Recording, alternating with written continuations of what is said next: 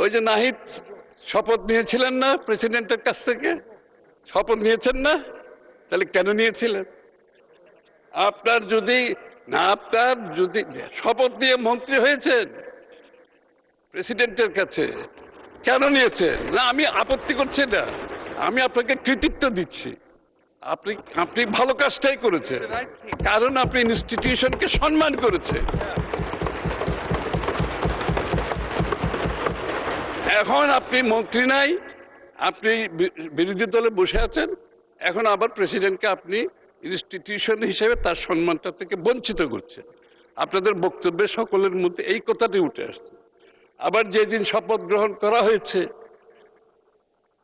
Interim গভর্নমেন্টের, আমাদের বন্ধুরা সবাই তো সদল বলে সম্মুখ সারিতে উপস্থিত ছিলেন, সম্মুখ সারিতে।